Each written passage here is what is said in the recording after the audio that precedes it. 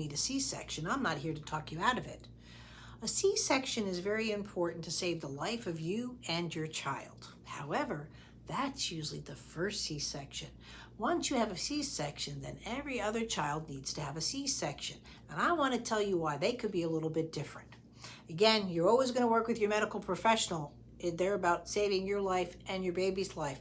I'm here to talk about your baby's life after the second of birth, when they're development, but I want you to understand what goes on. Understanding how your child is going into development starts at birth. So when your child is in the womb, your womb is creating a frictionless environment for your baby to expand in all directions and to come into play with gravity into the earth.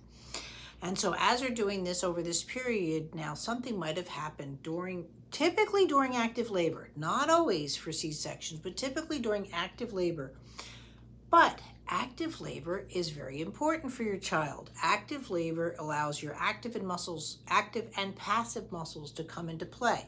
The active muscles are the contractions, but the passive muscles allows the baby to get into position, right? And now you're in the vaginal canal, but yes, now you might be going into a friction environment, cord wrapped around the neck or breech or something to that effect.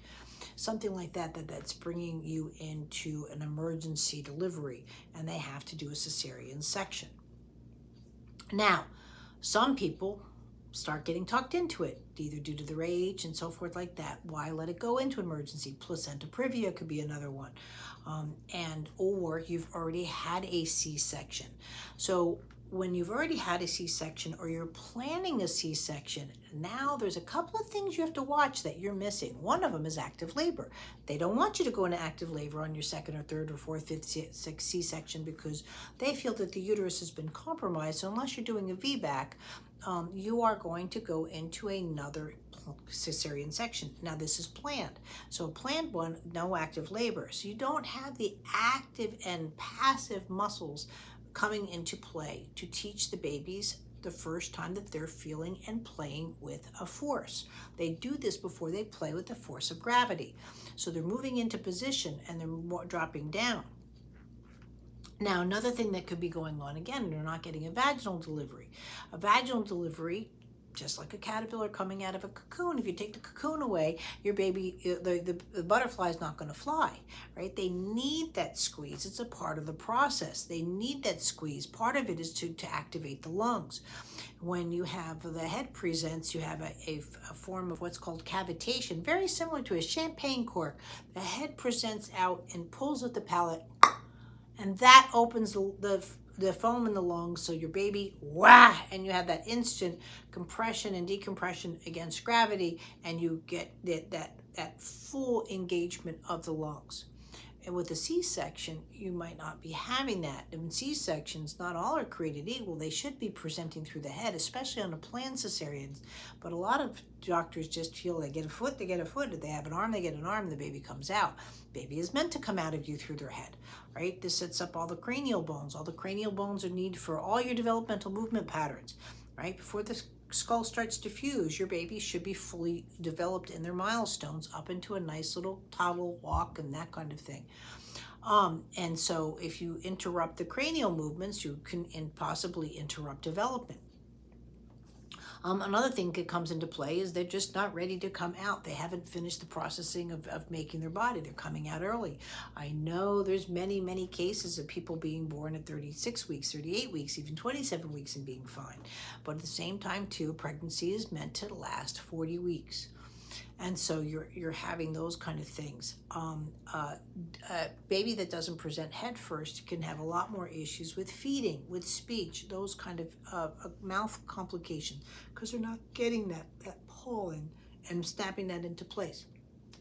Again, that being said, a C-section is there to save your life and your baby's life.